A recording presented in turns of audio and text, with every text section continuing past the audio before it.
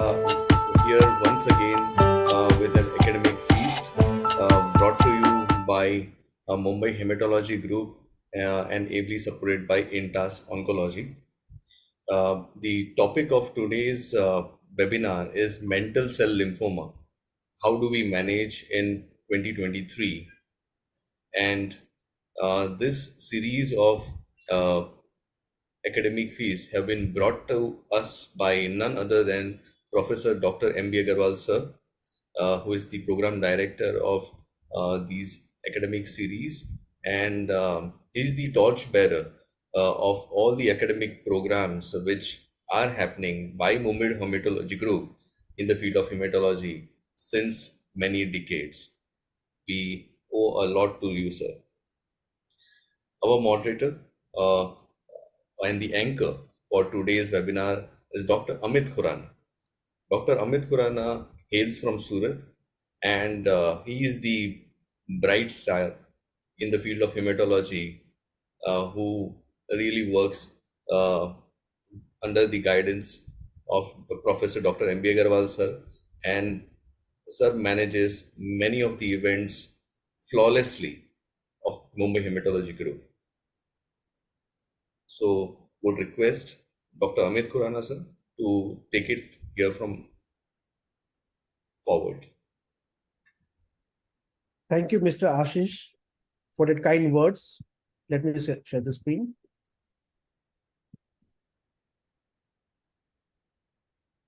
Well, very good evening to all of you, and good morning and good afternoon to all others who are joining from rest part of the world. Today, our guest speaker for the day is Dr. Pritesh Jain from Houston, Texas, and he's going to lecture us on mantle cell lymphoma, how do I manage in 2023. This webinar is brought to you by Mumbai Hematology Group, supported by INTAS and very well managed by Perfect Square. I thank Dr. Manoj Kumar and the team INTAS, Mr. Yash, Mr. Kalpesh and the team Perfect Square, Executive Committee of Mumbai Hematology Group, our guest speaker for the day, Dr. Pritesh Jain from Houston, Texas, USA, all our discussants who are themselves eminent hematologists and medical oncologists, and you participants for sparing the Saturday evening, morning, or afternoon. Tomorrow, that is Sunday, 15th of October 2023, from 11:30 a.m. Indian Standard Time onwards, we have a webinar on JAK2 negative erythrocytosis and Indian Quest by our guest speaker, Group Captain Dr. Harshit Khurana from Armed Force Medical College, Pune. Let me introduce our discussants for the day, and we have a galaxy of them here displayed in alphabetical order.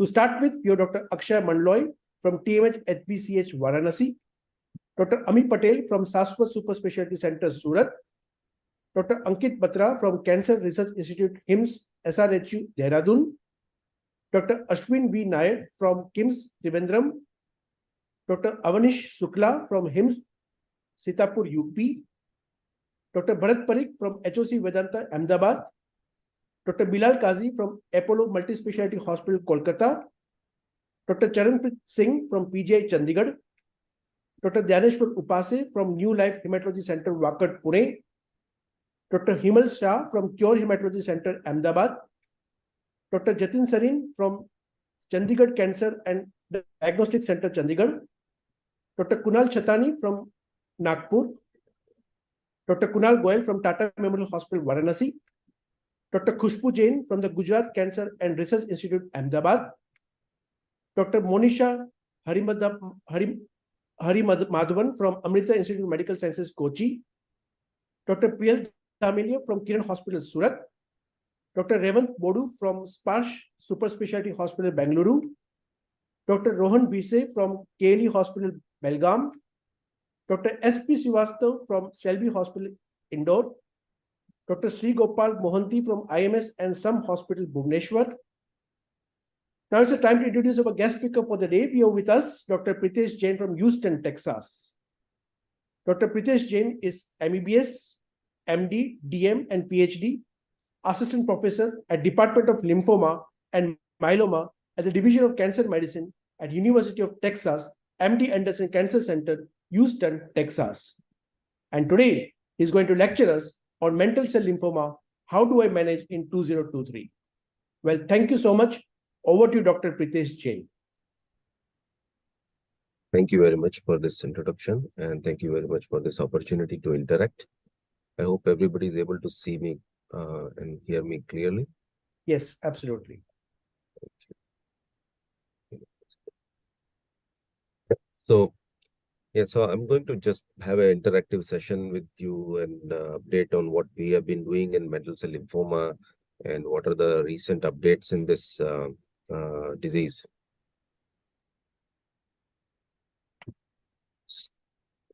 These are my disclosures. So I'll talk mainly about the overview and recent developments in mantle cell lymphoma. How do we prognosticate? How do we approach these patients, and what are the current and next steps in the treatment for this disease? We know that this disease is uncommon and it is generally an aggressive disease, and it's a rare lymphoma, which is around 3 to 6% of overall all the non-Hodgkin's lymphoma, predominant in the males, generally presents with advanced stage disease with significant bone marrow infiltration in more than 90% cases, more than 75% cases with significant GI involvement. The disease course is characterized by frequent relapses and is not yet curable. Of course, the pathogenesis, prognostication, and treatments, they continue to evolve. The median age of these patients is around 68 to 71 years. It is rare, but we do see quite often because we have a specialized referral center for this, but it is still a rare disease to look for. But I think that with the developments in mantle cell lymphoma, this is kind of a mixed bag of different diseases because of the significant heterogeneity which you encounter at a clinical level, at a pathologic level, as well as the genomic level. There has been a lot of development in mantle cell lymphoma, particularly when you look at the types of mantle cell lymphoma. They're similar to CLL. Here also you have unmutated and mutated IGVH rearrangement, but overall you classify them with conventional or leukemic non-nodal mantle cell lymphoma. The basic characteristics is the presence of the cyclin D1 translocation, the 1114 translocation, but you also have variants of that. Then the recent development is coming based on the DNA methylation pattern. So you have two clusters, and they are again under research development. They are not yet into clinical practice, but they do correlate with the clinical outcome. There are significant aberrations in the pathogenesis of mantle cell lymphoma, as we know as of today. This includes cyclin D dysregulation, SOX11 oncogene role, as well as epigenetic alterations and unstable genome. Metabolic reprogramming plays a very important role in ibrutinib resistance, B cell receptor signaling, and microenvironmental signals. Then there are several other miscellaneous features which have been recently discovered. Currently, when the patients come to us, the initial clinical workup is very important. So in the initial assessment, the important thing to look for, apart from the performance status, age, and the disease-related symptoms, is look for comorbidities. And here we particularly pay attention to the cardiovascular risk assessment, particularly because patients have been treated significantly with the BTK inhibitors. Then you have some basic investigations which are routine, then the tissue biopsy as well as bone marrow and the imaging. And then bone marrow aspirate is routinely done for all the patients, and particularly you look for flow cytometry analysis, FISH testing, as well as genomic assessment with using a specific gene panel. You also look for other molecular tests, including somatic hypermutation as well as other mutations. And then you are able to identify whether this patient has a classic or aggressive mantle cell lymphoma, Ki67, as well as the atypical mantle cell lymphoma, which is cyclin D1 negative or CD5 negative or CD23 positive. And these variants, immunophenotypic variants, have also been described, and they have different outcomes. You do have certain other categories where you have cyclin D2 positive mantle cell lymphoma or cyclin D3 positive mantle cell lymphoma. These are extremely rare, but it is important to look for these variants because they can mimic other lymphoid malignancies, and the treatment would be different. Prognostic factors in mantle cell lymphoma are dynamic as we are developing newer therapies and enhance our understanding of the disease resistance. So impact of these prognostic factors such as MIPI clinical stage is kind of diminishing as the new treatments are developing. So in the current practice, you obviously look for performance status, advanced age with comorbidities, maybe bulky disease, histology, Ki67, T53 mutation, and early relapse within first 24 months. But there are certain other parameters which are coming up into clinical practice, which include integrated genomic transcriptomic clusters by doing the gene panel analysis in the beginning.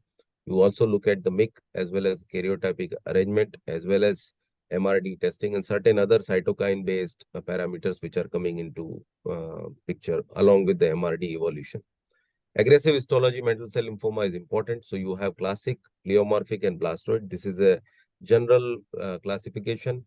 But again, you have a hybrid category where you have some features of blastoid and pleomorphic, and these patients also have a different outcome compared to classic mantle cell lymphoma. And of course, classic with high Ki67 kind of behave similar to the blastoid or pleomorphic despite not having that morphology. And we know that patients who progress on ibrutinib, almost 1/3 of them have this aggressive histology. This can be at the beginning or it can transform similar to Richter's transformation in CLL.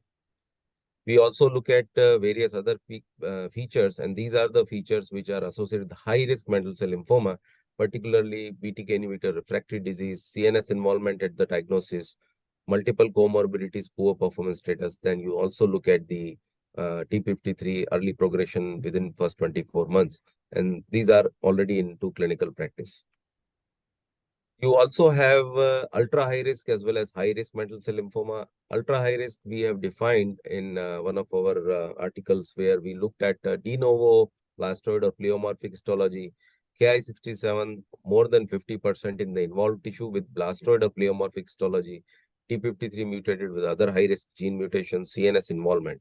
And of course, in previously treated patients, you have patients who have been refractory to 3 prior lines of therapy, including BTK inhibitor, or patients who have triple resistant mantle cell lymphoma, including BTK inhibitor, venetoclax, and CD19 CAR-T. Then you have other high-risk features which are conventionally categorized.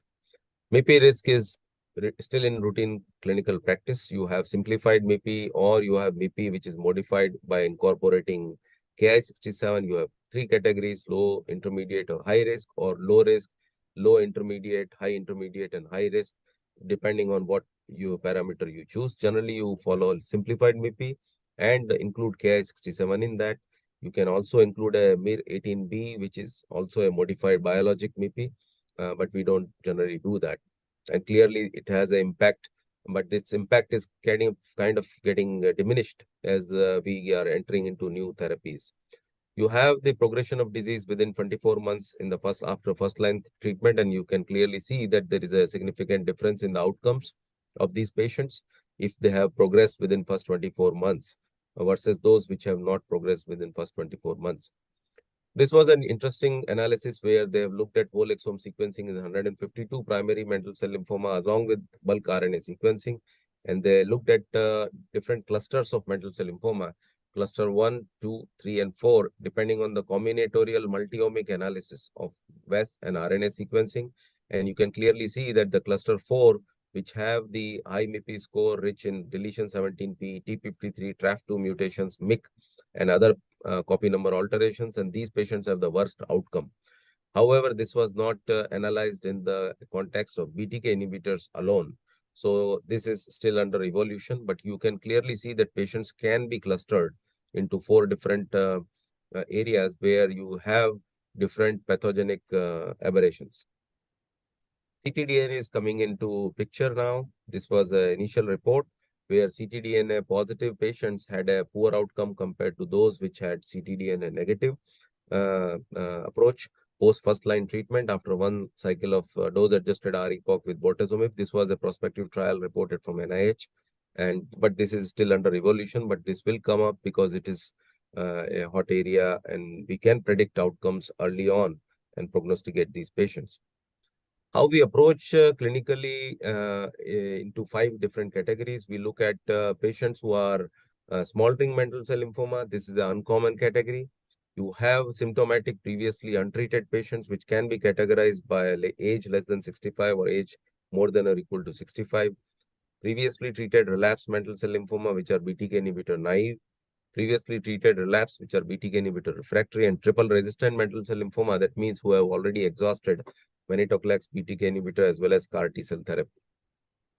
And of course, clinical trials are considered for each of these risk categories. When we look at smoldering mantle cell lymphoma, this is a subgroup of patients which can undergo wait and watch. And how do you categorize those? What we use that as a parameter is patients who are asymptomatic, excellent performance status, no B symptoms, non-bulky disease or low Ki67 and non-aggressive cytomorphology. And there are several studies where they have looked at this group of patients and shown that these patients can be safely observed for around 24 to 36 months with smoldering mantle cell lymphoma. We are now identifying that there can be a high risk category within this if they have T53 mutation or some other biologic characteristics. And we have a clinical trial going on with single agent ibrutinib to alter the disease biology and see how we can prolong the time to next treatment of these patients by giving ibrutinib not for treatment but for preventing the disease progression. So this is a category, but this is uncommon. Treatment has evolved significantly, and you see that from chemotherapy in 1980s to rituximab addition, then you have rituximab hypersevered stem cell transplant, and now you have a plethora of combinations since last 7 years with BTK inhibitors, with or without rituximab, in combination with venetoclax. You have antibody drug conjugates, and now you have CAR T cell therapy. And of course, chemoimmunotherapy remains from last 15 years with the auto stem cell transplant. And then you have other upcoming drugs which are coming up. Long-term results of intensive chemoimmunotherapy, which is still considered as a standard of care treatment for young patients physically fit, have been reported, and we clearly have results from Nordic group as well as our own rituximab hypersevered data. You do see that second malignancy is an important consideration. You do see that low and intermediate risk patients have a long outcome, but the toxicity aspect is a very important consideration in these patients. And you see that transplant is available only at major hospitals, and the toxicity with the hypersevered is also a consideration. And those are the factors which prompted us to see what else can we do in the frontline setting for these patients to minimize the toxicity or minimize exposure to chemotherapy, basically by development of these other agents. So these can cause long-term survival improvement, but it is a double-edged sword. So then came the B cell receptor signaling, which everybody is aware of, that this pathway is very important. And the B cell receptor signaling kinases can be defined into, can have different type of kinases, but the one important one is the BTK, proton tyrosine kinase. And clearly, this is a large protein, around 700 amino acids. This has different domains.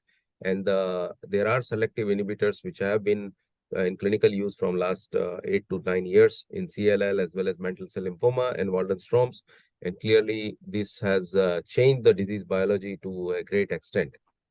So you have different, this is the structure of BTK where you have kinase domain, then you have the different protein interaction domains. You can have covalent or non-covalent BTK inhibitors. The covalent ones are the ones which are common, which is ibrutinib based, and these are generally irreversible. And these non-covalent inhibitors, such as pirtobrutinib, which has just come up, they do not bind to C481S site, which is the common site of disease resistance in CLL. You have the Y551 phosphorylation and Y223, and these are the predominant sites of phosphorylation where these agents work and prevent the BTK downstream signaling.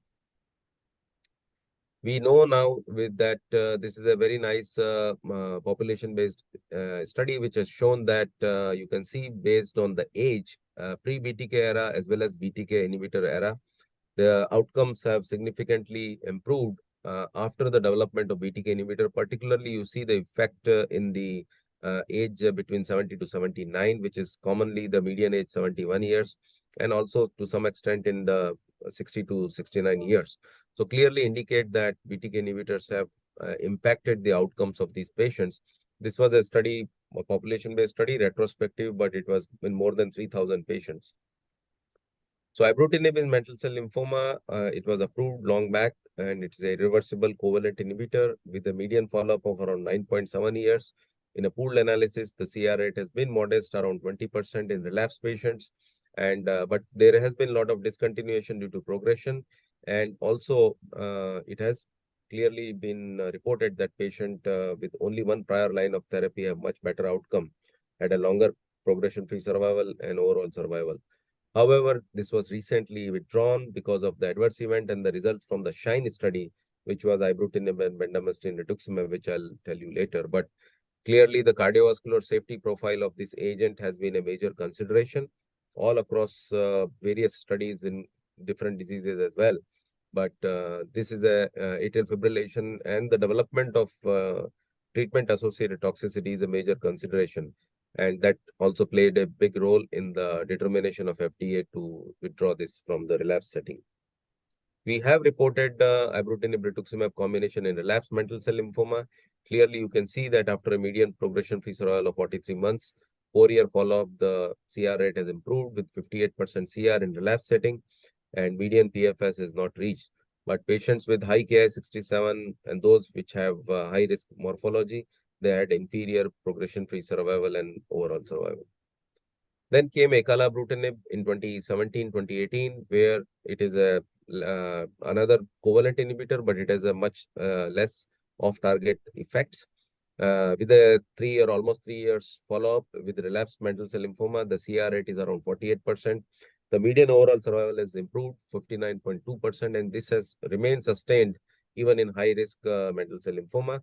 Clearly, the side effect profile is a major consideration or attraction for this agent, that atrial fibrillation rate is much less. Hemorrhage rate is also much less compared to ibrutinib. So now it is being investigated in the frontline setting. We do have a frontline acalabrutinib rituximab study in the elderly mantle cell lymphoma, which we recently presented, and this has very good results.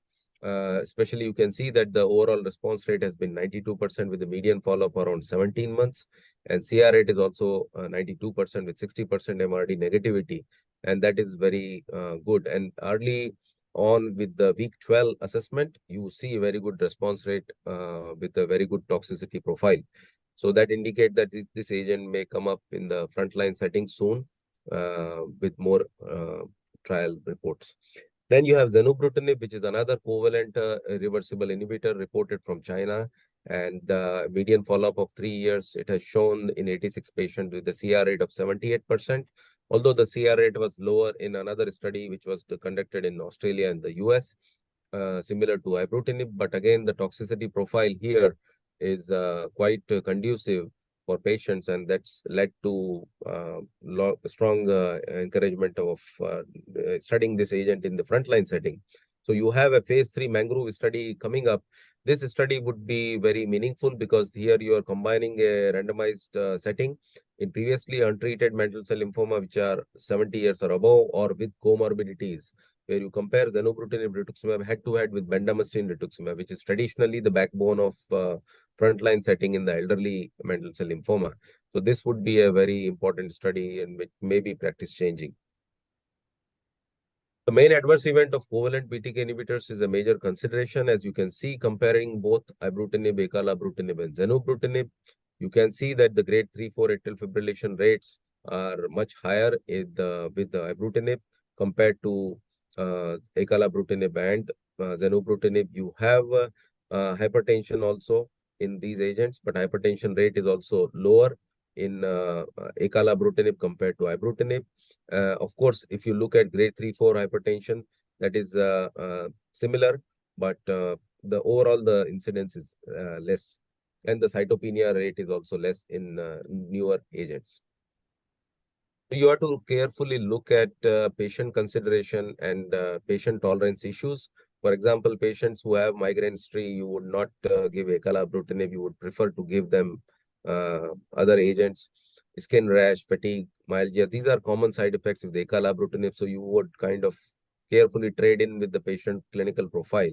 You would also look at if the patients have pre-existing bleeding disorder or other skin changes, then you would kind of avoid zenobrutinib. Pirtobrutinib has now FDA approved, so that has much better safety profile. With patients with cardiovascular issues, so you clearly have a cardiac assessment as well as echocardiogram EKG and monitor them. If the patient have previous history of ablation or more than 4 cardiovascular risk factors, these have higher risk of atrial fibrillation or exacerbation of atrial fibrillation. So you have to carefully assess this, and it has actually led to sudden deaths also with ibrutinib in those patients. So you have to carefully assess them. And of course, infections and COVID risk is also there. And pirtobrutinib approval is changing this landscape. This is a non-covalent reversible inhibitor which can inhibit both wild type and C481 mutated BTK. Of course, C481 is not important in not that important in mantle cell lymphoma because it's only around 15% of resistant patients with MCL which can have it, in contrast to CLL. In this Bruin study, they looked at 90 relapsed refractory mantle cell lymphoma patients with the median prior lines of 3, and 90% of them had exposure to prior BTK inhibitor. You can see that the overall response rate was significant, around 58%, and CR rate was 20% in BTK inhibitor resistant patients. While in BTK inhibitor naive patients, it was also good, 86% and 35%. The interesting thing in our clinical practice, we see that these patients have very good safety profile. That's why now we are studying this in the frontline as well as bringing new combination of these agents. And atrial fibrillation rate as well as grade 3/4 bruising rate is also much less. And of course, interestingly, 50% responses were noted in those with prior CAR T cell therapy in this study. So there is an ongoing phase 3 study where it is compared directly head-to-head with the choice of BTK inhibitor with acalabrutinib or zenobrutinib, because now ibrutinib is withdrawn. So this study would provide a detailed, granular details on the side effect profile. We also had analysis with venetoclax. This was looked into phase 1 study as well as single agent in retrospective. In this study with 24 patients, we looked at median prior lines of 5, and you see the response rate is almost 50%. Of course, the median PFS was not sustained because these were heavily pretreated patients, and you can see the clonal evolution of mutations with TP53 SMARCA4 as the patient have progressed even post venetoclax. There was a study with AIM where Australian group have looked at around 23 patients with previously treated mantle cell lymphoma. The CR rate was 62% at 16 weeks and around 50% in T53 aberrant cohort. And after a 3-year follow-up, the median overall survival was 32 months. Of course, this study was small and long-term follow-up would be needed with a larger number of patients. But that's why Simpatico study is going to pan out, where ibrutinib venetoclax is randomized study, which is still under evolution. Considering this impact of BTK inhibitors, we wanted to bring them in the frontline setting. So to look at chemotherapy-free induction in mantle cell lymphoma. So Dr. Wang here designed a study in 2012 where he combined ibrutinib with rituximab as an induction rather than giving chemoimmunotherapy upfront. Current standard is around 8 cycles at Anderson, not now, but before. And you divide these study the patients into part A and part B. So you look at ibrutinib rituximab induction alone, followed by 4 cycles of hypercVed after they achieve the CR.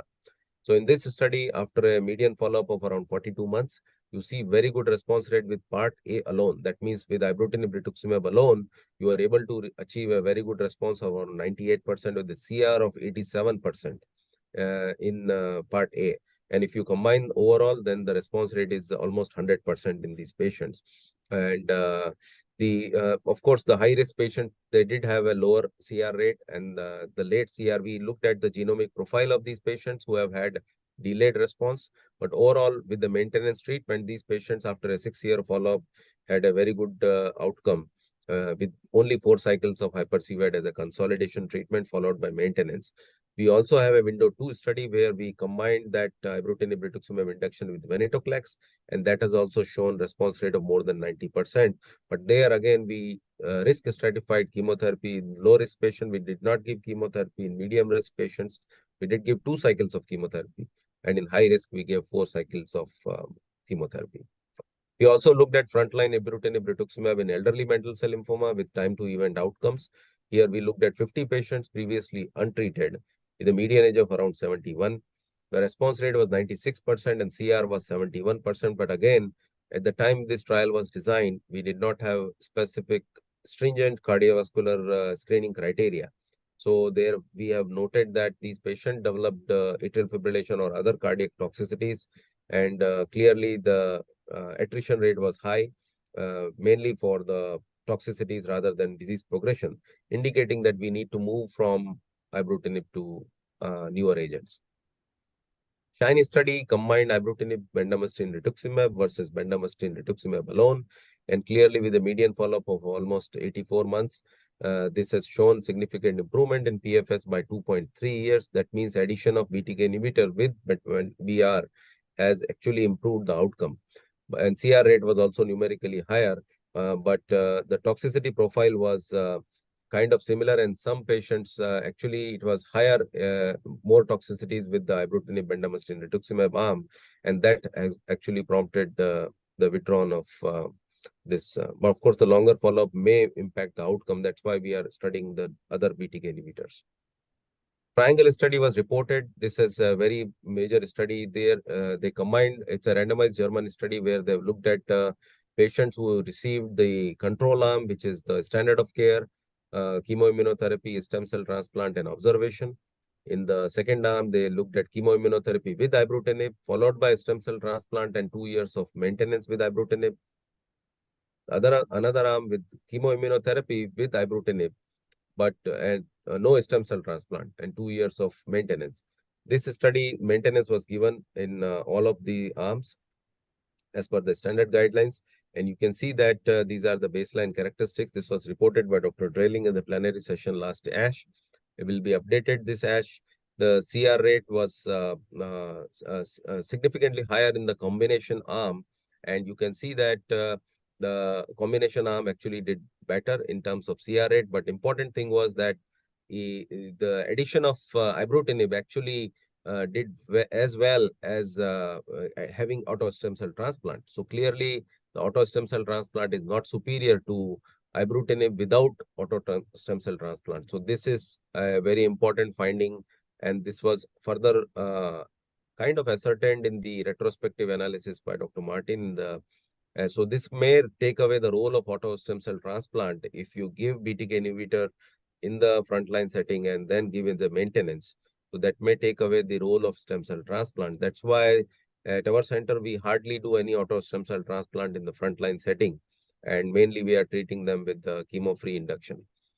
This was, so in this study, this was a real world analysis. There they kind of ascertained the similar analysis where the 3-year real world, this was a real world analysis on retrospective patients.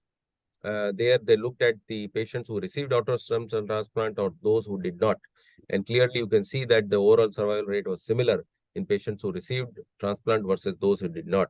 And this was kind of impacted by a role of maintenance rituximab, because this maintenance rituximab has already shown improvement in outcome, and in the retrospective setting, real world analysis also, it is shown to improve the time to next treatment as well as overall survival versus chemoimmunotherapy alone.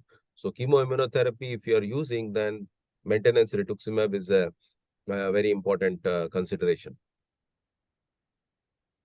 Lenalidomide with rituximab was also involved, reviewed in 38 patients from Cornell group, and recently a 9-year follow-up was reported.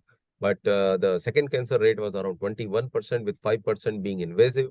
But of course, a subset of low-risk patients can have a long-term outcome. Almost 33% were able to survive beyond 9 years. But if you look at the grade 3-4 toxicities, it's around 40% or higher. So indicating that, of course, lenalidomide is active, but considering the availability of other better agents, its role may not be as important in mantle cell lymphoma because of the availability of other better agents. They also looked at acalabrutinib combined with the lenalidomide rituximab in previously untreated mantle cell lymphoma with MRD assessment. In these 24 patients, the response rate was 100%. Of course, the median follow-up was 19 months, 67% MRD negativity, and 7 of them were able to discontinue acalabrutinib or lenalidomide. So this is another endpoint which is coming up into picture, that MRD-based discontinuation is possible in a fraction of MCL patients. And we are evaluating that in the prospective trial with pertobrutinib rituximab in the frontline setting. So that will be interesting to look at. Currently, how we treat newly diagnosed untreated patients. So again, factors to consider for initial selection, then look at the clinical category, which is smoldering or low risk mantle cell lymphoma. Then patients who have high risk mantle cell lymphoma with leukocytosis. If they have significant leukocytosis, then we do apheresis of these patients and then give systemic treatment. If they have symptoms and young age group with localized disease, then we try with the radiation alone. But if they have localized with high risk features, we tend to give radiation followed by BTK inhibitor rituximab based induction. If they are transplant eligible, we do discuss with them with the auto stem cell transplant. But generally, with our current data, we are giving chemotherapy free induction of these patients, not auto stem cell transplant. Of course, if the patient has ultra high risk characteristics at the baseline and they have a HLMH donor, then in rare circumstances, we do allo transplant even in the frontline setting. Symptomatic patient, age more than 65 or physically unfit patients, clearly clinical trial is a way to go, but we have other options with clinical trial as well as BTK inhibitor rituximab based combination. So these are, but of course, standard of care patients can get bendamustine rituximab or RBAC. That is also another approach, which is reported from the Italian group. So in the BTK inhibitor in the CAR-T era, so you can see that the post-ibrutinib outcomes when the CAR-T was not there was very poor, but in post-acalabrutinib failures, where you have patients who have had the CAR-T had a much better outcome compared to patients who could not get CAR-T. So that has actually changed the outcomes of very highly refractory patients. So brexucabtagene is a standard of care product which was approved by FDA in 2020 based on the seminal results from Zuma 2 study, where they looked at 68 patients, the median prior lines of therapy around 3 and 5, 1 to 5 is the range, and the majority of these patients had a previous BTK inhibitor therapy. In this relapse refractory cohort, they looked at this product uh, in the relapse refractory setting with all the high risk categories.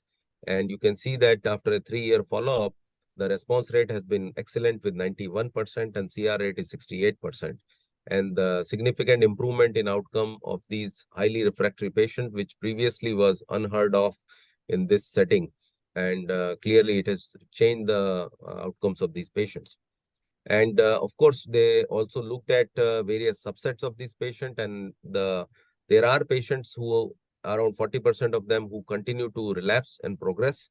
And why they relapse and progress can be measured by different biologic parameters, including the CAR T cell expansion, baseline characteristics, previous bendamustine exposure, and those features are important. Particularly, CAR T cell expansion and T cell exhaustion is an important consideration and factor to look at in patients who relapse post-CAR-T. So prior bendamustine exposure within 6 months versus more than 6 months is also an important factor.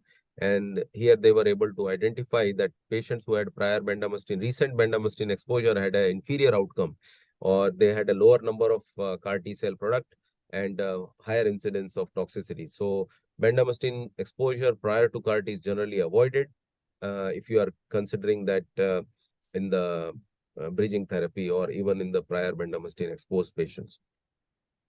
You also look at the safety profile. So clearly, this is not a safe therapy completely. It does have toxicity. The neurotoxicity incidence is almost 35% in grade 3 or higher, and also CRS is around 15%.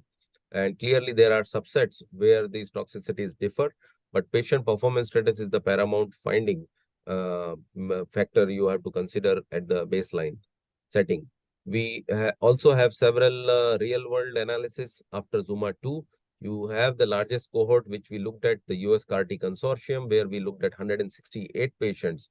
Majority of these patients did not have trial characteristics meeting criteria, but you see that the CRS and neurotoxicity rate were similar all across the real world as well as the Zuma 2 study.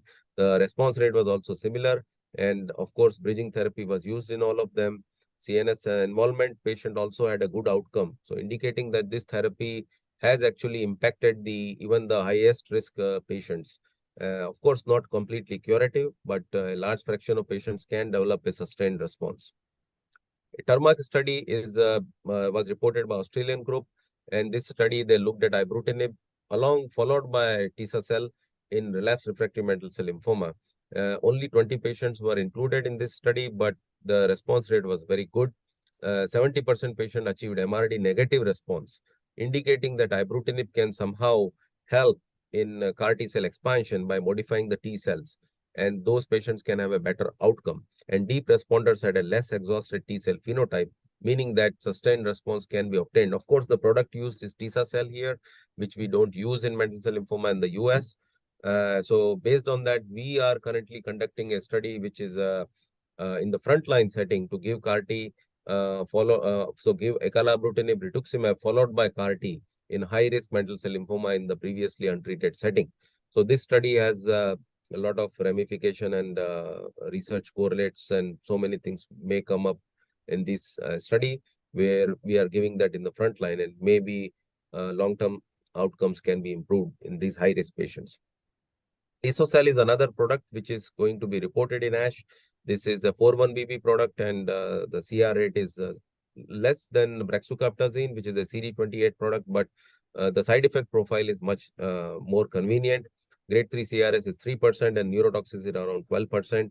The cytopenia rate is also less, and quality of life is improved with this in this cohort of patients. So, but long-term outcome need to be seen. The final results will be reported in this ASH.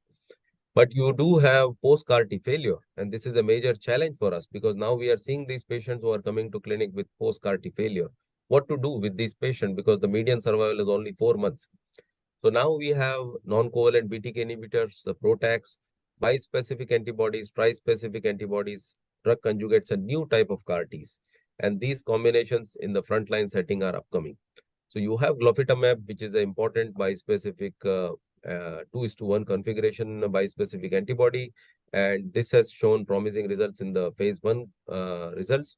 This is a time-limited setting where you give obinutuzumab with a step-up dosing and then give glofitamab, reported by Dr. Phillips. And in 37 patients, this was reported last year ASH. The CR rate is very good, 73% with prior BTK exposure of 75%.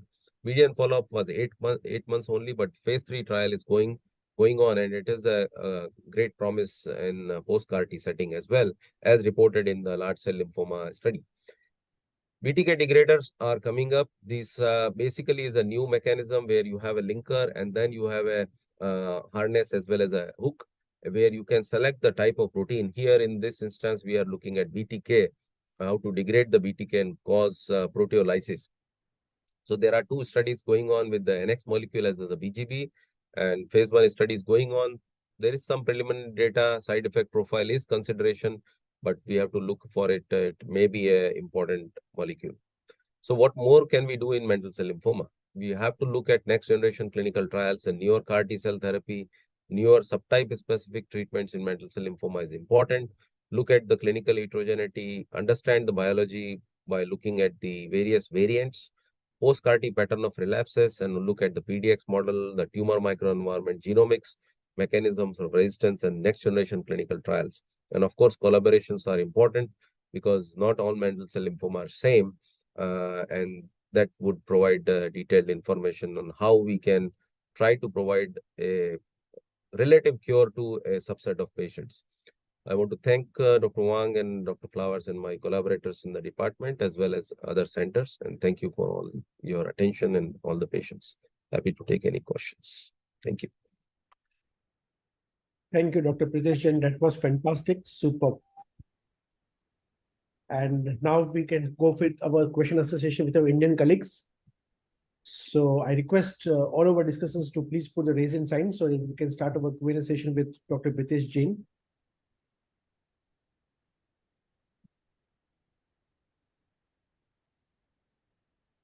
Dr. Khushbu, yes, please go ahead. Very informative session, sir. Sir, I had 2 questions. The first one is, so your take on alternative dosing regimen for ibrutinib and venetoclax combination. there was an article published in last year, Blood Advances, in which they said that venetoclax with 200 mg dose and ibrutinib at a dose of 420 mg has the highest response rate in relapsed refractory setting. And the second question is the role of obinutuzumab in the current era in mantle cell lymphoma. Yeah, good question. So we have looked at the combination of ibrutinib with venetoclax or acalabrutinib with venetoclax. So we do not do that alternative regimen because we have seen that the toxicity profile can differ. So what we do generally is do the step-up dosing. So we start with the BTK inhibitor with a full dose. For example, in acalabrutinib, you do 100 milligram twice a day. Then you add a step-up dosing of venetoclax and go up to 400 milligram. You can go up to 600 to 800 milligram as reported in the phase 1, but you start from standard dose of BTK inhibitor, go for a step-up dose after 4 weeks with a weekly monitoring of blood work. Then you go to 400 milligram and sustain it. After 1 month from that, if you still find toxicity, cytopenias, then you can dose reduce venetoclax. So then you sustain the dose of venetoclax and the BTK inhibitor together. Of course, in ibrutinib, it is now 420 only is allowed because 560 is taken off, but you can do that tweaking. So you do not do alternative dose, but you do step up dose and then sustain that dose. Second question on obinutuzumab. So, of course, there is no randomized data in mantle cell lymphoma, but anecdotal clinical experience is that there are a fraction of patients where they have hypersensitivity with rituximab, like infusion reaction or hypersensitive pneumonitis. In those patients, we are giving obinutuzumab and they are able to sustain it well, even in maintenance setting. But we are not, there is no randomized data on that. Okay, thank you so much, sir. Thank you, Dr. Khushbu. Dr. S.P. Srivastava, your question, please. Yeah, good evening, sir. And it is a nice and wonderful elaboration of the mantle cell lymphoma management. Sir, I have two practical queries basically. Sir, for all of mantle cell patients in routine clinical practice, are you using chemo-free induction? And if you're using chemo-free induction, then what is your BTK of choice, inhibitor of your choice? And are you following the triangle trial arm, like BTK inhibitors followed by maintenance and followed by observation in routine practice or in the clinical trial only? Yeah, so in the routine clinical practice, as I mentioned in the one of the chart, you look at the young patient, elderly patient, look at the comorbidities, look at their transplant eligibility, look at the prognostic factors. A young patient who is direct CNS involvement, blastoid variant, very aggressive disease profile, no question, you give them the chemoimmunotherapy, followed by rituximab hypercVET, followed by allogenic stem cell transplant if they have matched transplant, matched donor. Majority of cases, young patient, symptomatic, even though high risk factors, you give BTK inhibitor with rituximab combination. BTK inhibitor of choice as of today is ibrutinib, but we are now switching to acalabrutinib or zenobrutinib. Of course, there is an insurance issue with that. So you start with the ibrutinib 560 or 420, rituximab once a week for 4 weeks, subsequently once a month until the patient gets a CR and continue BTK inhibitor. Reassess in 12 weeks or 16 weeks, and then add venetoclax based on our window 2 study, then go for risk stratified chemotherapy. 4 cycles for high risk, 2 cycles for intermediate risk, and no chemotherapy for low risk patient, followed by BTK inhibitor, rituximab maintenance, along with venetoclax in the window 2 setting, but in the window 1, we are giving only rituximab with ibrutinib. But the standard approach is to give ibrutinib, rituximab maintenance or BTK inhibitor, rituximab maintenance post all the induction. But induction is standard chemo-free induction outside the trial. Okay. In elderly patients, it's upfront BTK inhibitor, rituximab, no choice. We do not give bendamustine, rituximab to majority of our patients. Thank you, sir. Thank you so much, sir, for your detailed information. Thank you, Dr. Srivastava. Dr. Jatin Sarin, your question, please. Thank you, Dr. Jan. That was a wonderful overview of mantle cell lymphoma management. We learned a very interesting new things, but practically in the Indian settings, we're still giving lot of elderly patients bendamustine rituximab followed by rituximab maintenance. So one of the practical question is if during the rituximab maintenance, which is first thing is the duration of maintenance you say is around 2 to 3 years, I suppose. If after say an year of maintenance, patients get a bone marrow suppression or cytopenias, and the disease is controlled, and the cytopenias don't recover even after a year, and after a year the cytopenias again recover. Do we start off the maintenance once again, or we can wait and watch?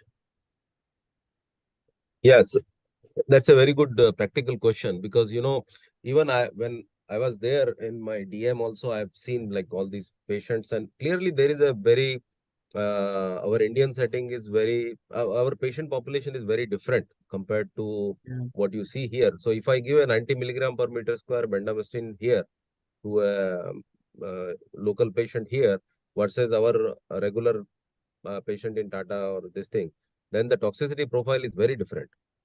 Here, these patients are able to tolerate it. They may walk around without any problem. But our patient, if you give 90 milligram per meter square, they will end up with pneumonia, fungal infection, this and that. There are so many complications I have seen, right? So that's why we are kind of going away, withdrawing the bendamustine from that setting. Plus, you also see the secondary MDS and the cytopenia is a major problem. So, of course, your question is that what happens if the cytopenia persists? When do you restart the maintenance? But generally, restarting maintenance with a gap of around 8 weeks or higher does not have any benefit. So if the patient is already in CR, and if there is already a gap of 8 weeks or 12 weeks, then there is no point in giving them maintenance. Of course, if the patient has high risk features, blastoid or high Ki67, T53, then you may consider that. But otherwise, there is no data that delayed maintenance, delayed restart of maintenance because of cytopenia. And basically, this cytopenia is due to the bendamustine. It is not related to rituximab, right? So that may take 6 months, that may take 12 months. We don't know when it will recover. The T cell count of these patients is going to be low. They will need Valtrax or bacterium prophylaxis. So why don't you directly start with BTK inhibitor rituximab combination directly?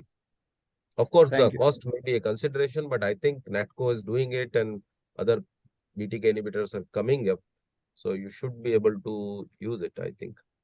So thank you, sir. And in the same context, do you see that there may be a role of MRD in future in tailoring the maintenance treatment? Yes, definitely.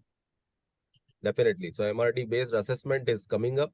How do you do the MRD is important. Whether you do it by allele specific PCR or you do by clonoSEQ, whether you do at what time point, that's very important. But MRD negative CR, if you have achieved post induction, then they have better outcome. Thank you, sir. Thank you, Dr. Jatin Sarin. Dr. Charanpreet Singh, your question, please. Hi, Dr. Jain. Thank you for that excellent talk. I'm just going to go forward from what we were talking about with Dr. Jatin Sareen, but to you in the frontline setting, in the younger patients who are otherwise young and fit, who you are planning to maybe take for transplant, obviously not at MD Anderson as you talked about, but at most of the centers, including in India. Like you'd said, we have a lot of issue, giving even bendamustine rituximab, so giving hyperCVAD is going to be very tough, and sometimes even giving RDAP is very tough. So is there data to say that if you're giving just 6 cycles of RCHOP and you're getting a good PR and then taking them up for transplant, that's good enough and you maybe don't need to expose them to RDAP in that case? Or the question is it just the response at the end of induction if you're taking for transplant important, or how you get that response also important? This is the question I'm trying to ask. Yeah. So the first thing is that RCHOP, as such, we don't use it in mantle cell lymphoma. RCHOP is not recommended for, means we don't use it as an induction. And if we use it, then you alternate with the platinum-based treatment. there is no prospective data where R-CHOP induction followed by direct stem cell transplant is used. So we do not have that data whether you can do as a routine practice. But of course, intolerance is a consideration. So if you really want to do the auto transplant in these patients, then you would abbreviate the RDAP exposure or make some adjustment with that to follow the Nordic protocol and then go for stem cell transplant. But if auto stem cell transplant, but if your patient is not able to tolerate the RDAP alone, then the chances of them having more toxicities with the auto stem cell transplant and the other regimen are also going to be very high. So I think in that setting, you may consider them to either dose reduce and still expose them to platinum. Right, thank you. And just a follow-up question. So as you mentioned also, ibrutinib had been withdrawn from the US market. Are you looking at maybe designing a trial or using a triangle-based approach, but with an alternate BTK inhibitor as well? Or are you satisfied with your BTK inhibitor, rituximab, and then the standard of care which you mentioned, which was with venetoclax and then the risk-adapted chemotherapy as a standard protocol? Yeah, so that's interesting that the withdrawal is only for relapse patients. So if you look at the current NCCN guidelines, ibrutinib is still mentioned in the triangle. So triangle data is currently in the NCCN guidelines, which were just updated. We just submitted the thing. So you see that pre-induction with ibrutinib rituximab is still not withdrawn. So you're still in the frontline setting, you are able to get the insurance approval for ibrutinib. It is withdrawn for the patients who have been previously treated. So the triangle data still holds true with ibrutinib. And of course, the new data with the other covalent inhibitor is still under this thing. There are 2 trials going on that by ECOG group. So that data is going to take some time for maturity. But of course, in the standard of care setting, you can give replace ibrutinib with submit the request for acalabrutinib or zenobrutinib for maintenance treatment. But so far we didn't have problem with ibrutinib, and we are able to of course, if the patient has cardiac problems and all those things, then you would change it to zenobrutinib or acalabrutinib, but you are able to get ibrutinib still. 420 milligram is as good and patients are doing fine. All right, thank you so much. Thank you, Dr. Charanpreet. Dr. Bilal Kazi, your question, please. Hello, sir. Thank you for the lucid lecture. So my question is, if we have a young fit patient with symptomatic nodal mantle cell lymphoma with no high-risk features such as a Ki67 is less than 30%, normal LDH and no TP53 mutation, so how would you treat this patient? Means should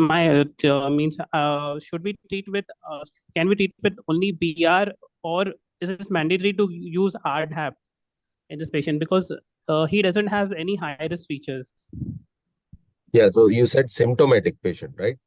Yes, symptomatic patient, nodal mantle cell with Ki67 less than 30%, normal LTH and no TP53 mutation. So is it possible we treat him with BR and give him rituximab maintenance and not to expose him to RDAP or alternating with R-CHOP? Yeah, so as I mentioned, in this type of setting, Ki67 less than 30%, but still symptomatic patient, young patient. And of course, you have to make sure that patient does not have any high risk features at all completely. Then clearly you can go with the just BTK inhibitor rituximab based induction, followed by, so this falls into the low risk category where you give them BTK inhibitor rituximab based induction, and then once the patient achieves CR, you directly give them maintenance rather than getting exposed to even chemotherapy. But of course, if there is a resource constraint, you can give bendamustine rituximab, or even now there is a data on the RBAC. So RAC exposure is important in mantle cell. So you can give RBAC 500 in these patients, 6 cycles, and then give them. So my second question is, can a young fit patient having nodal mantle cell lymphoma, non-symptomatic, can he be kept only on watchful observation? Asymptomatic, right? Yes, sir, but nodal mantle cell lymphoma with no high-risk features. Yeah, asymptomatic nodal node size like less than 3 centimeter or so. Less than 3 centimeters, yes, sir. Yeah, no high-risk features, then yes, you can observe them. Asymptomatic patients. Thank Thank you, sir. Thank you, Dr. Bilal. Dr. Monisha, your question, please.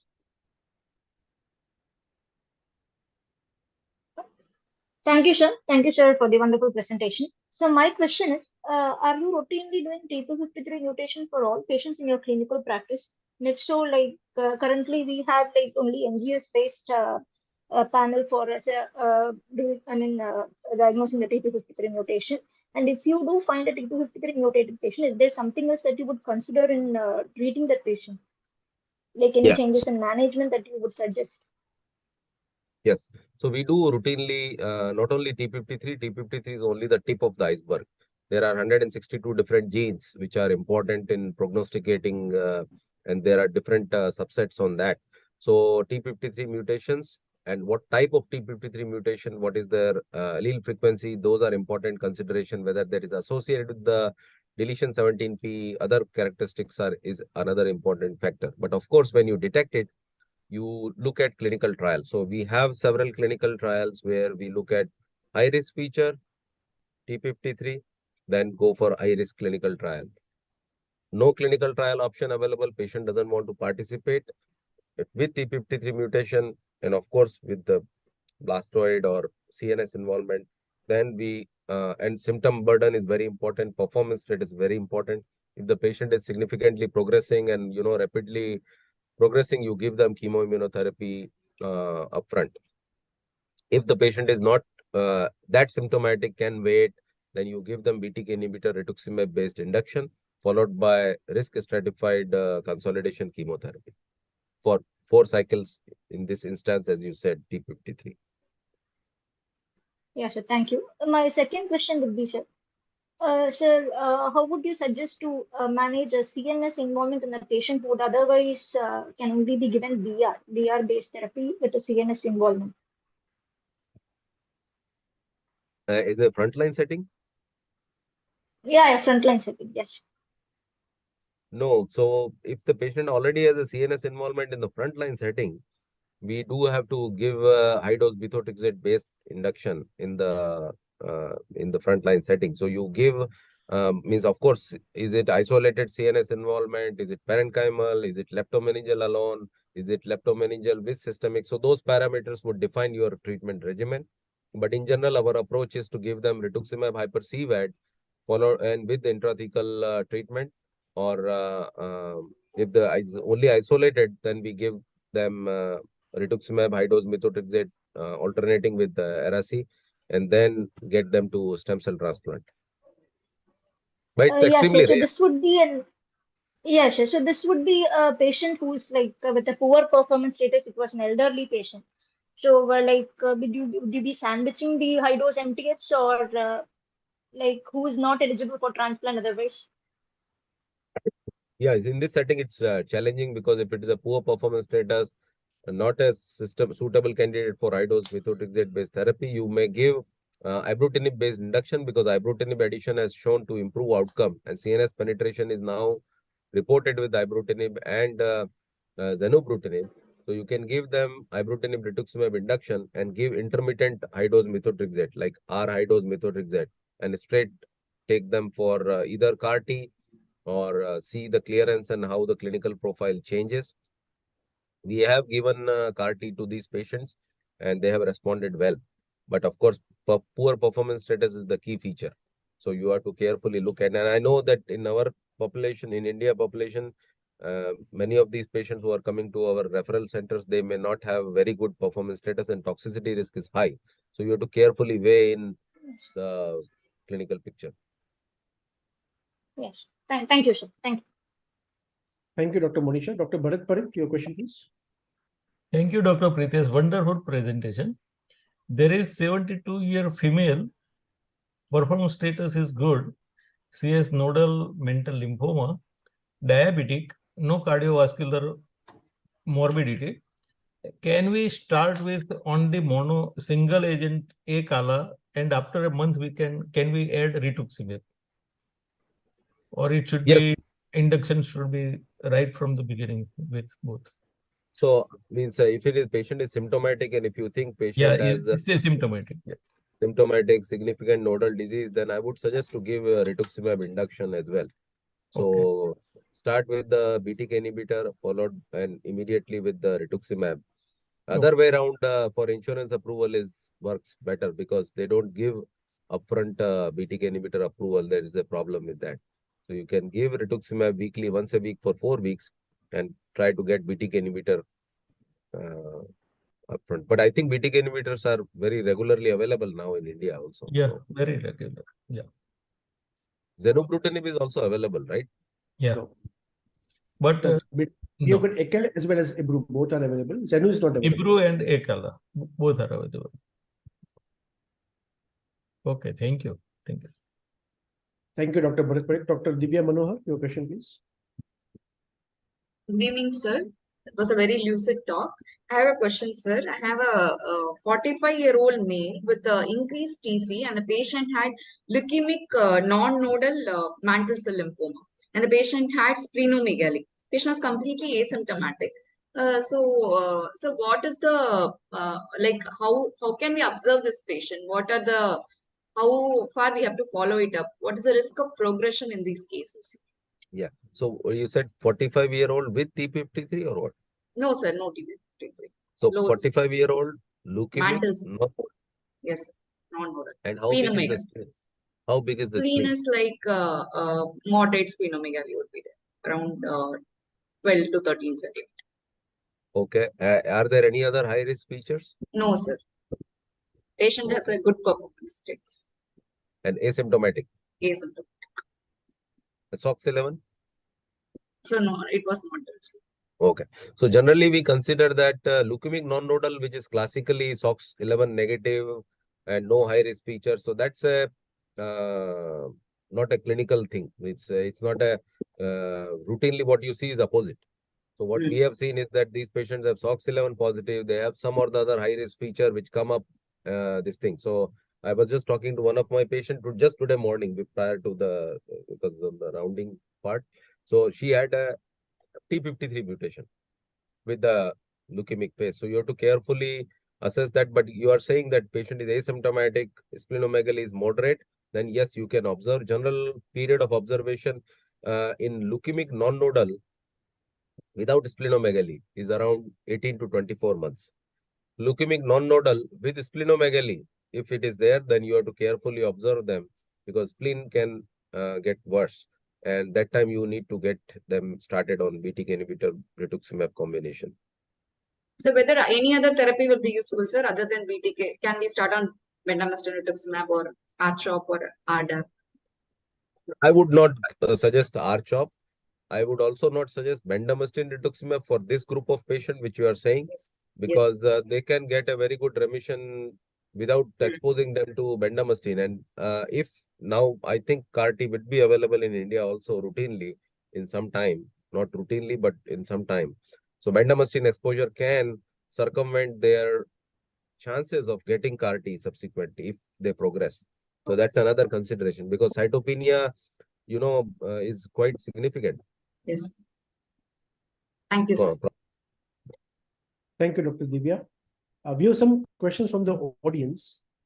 And Dr. Priyal Savalia wants to know that will you consider transplant versus maintenance in first-line setting based on MRD assessment? The first question. And second question is, what method do you use for MRD assessment? Yeah. So even if the patient is MRD negative CR or if the patient has just achieved a CR, we consider them for maintenance directly, not auto stem cell transplant. Only if the patient says that, okay, we want to follow the standard, this well-established things, sorry. So, and patient has high-risk features. So then we can say that, but we have to present them the data. This is the real-world data. This is the triangle study data. You can achieve very same outcome post chemoimmunotherapy with BTK inhibitor rituximab maintenance. So why you want to go through that whole transplant process? MRD status based decision for maintenance versus stem cell transplant is not yet done. There is a EVE-141 study which is going on that would provide that answer. But now with the triangle coming up and also this real world analysis, clearly it is indicating that auto stem cell transplant role, irrespective of MRD, is getting diminished.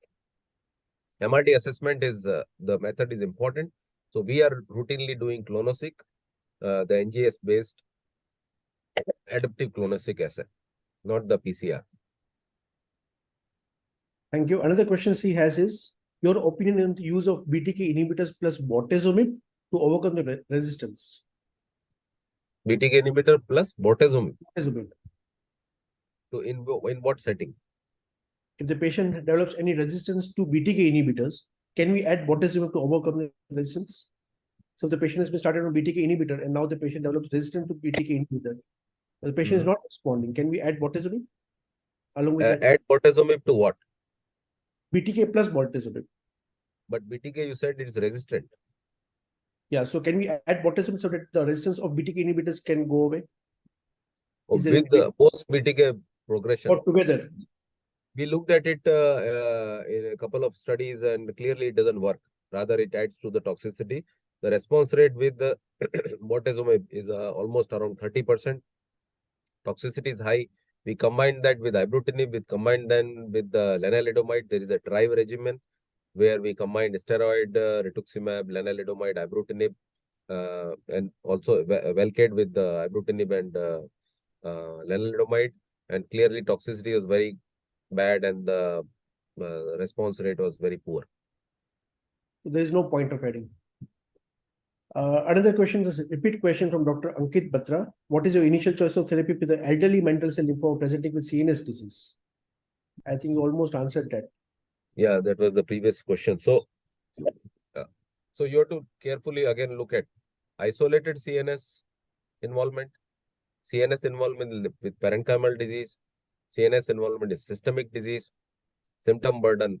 Based on those features, generally what we have seen is that CNS involvement is like extremely rare, less than 1% of these patients, particularly only if they have high-risk features in the beginning.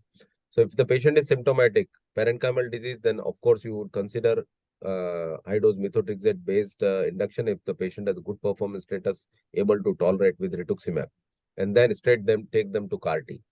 If it is only leptomeningeal relapse and symptomatic from the CNS involvement, CSF positivity disease, then also you give them induction with the BTK inhibitor rituximab, and then give high-dose methotrexate in between, and then take them to CAR-T for consolidation.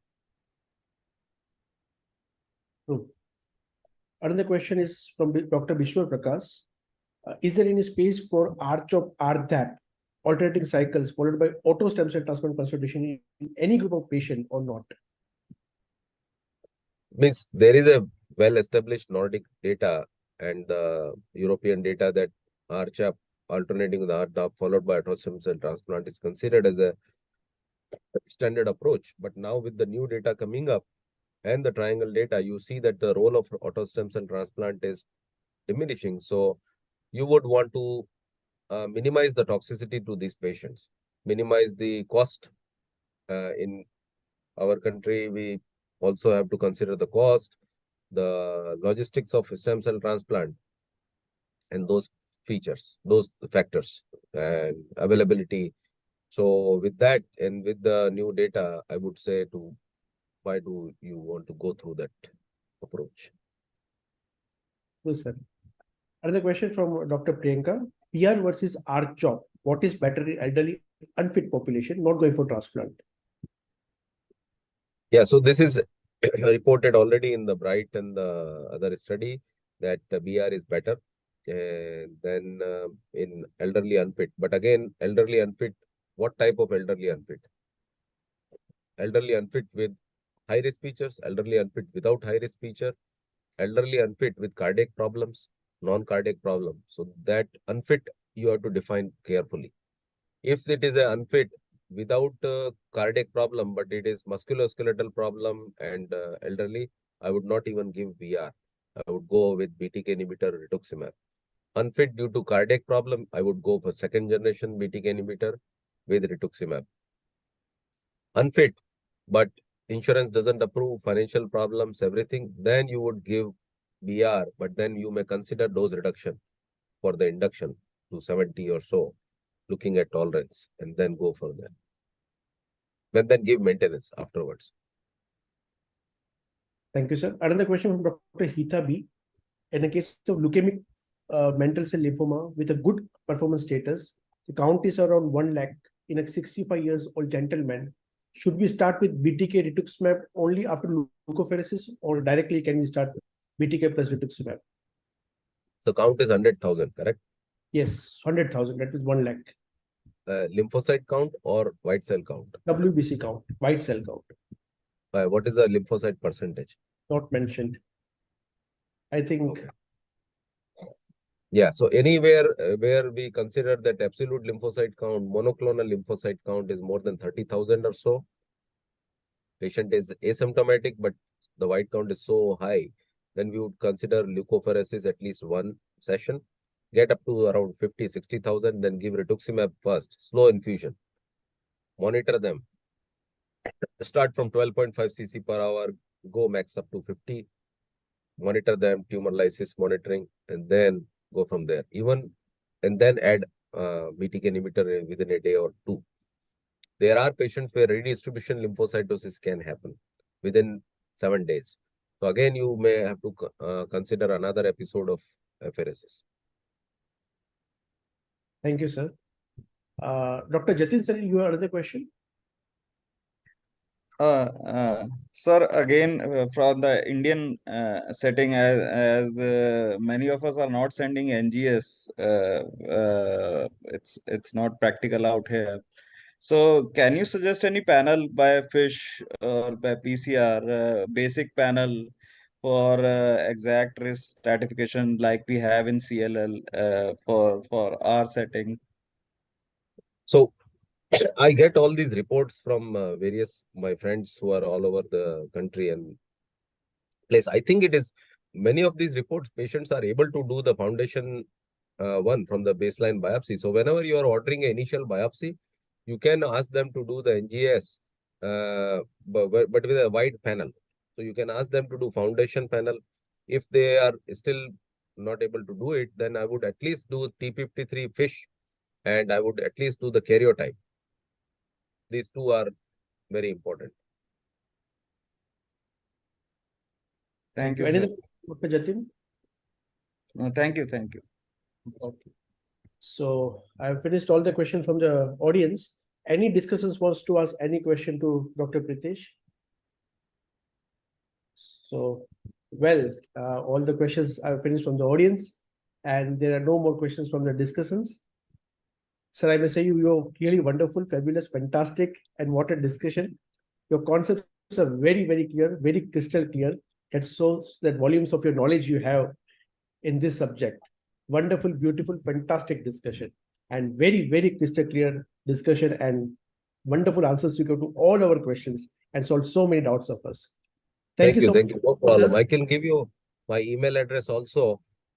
We have a big program. I'll give you my email address. So if anybody has this thing. So we have a, I also contacted Dr. Banavali and people in Tata where, so there is a lymphoma myeloma fellowship program also we have, where we are kind of encouraging people from various parts of the globe to come. So basically, I'm from India, so I have to promote this thing. If anybody is interested doing fellowship here for a 1 year or 2 year, they can come here. Means, of course, USMLE is a must. So they can come here for 1 or 2 year, get exposure and go back and do, if they're interested in academic practice.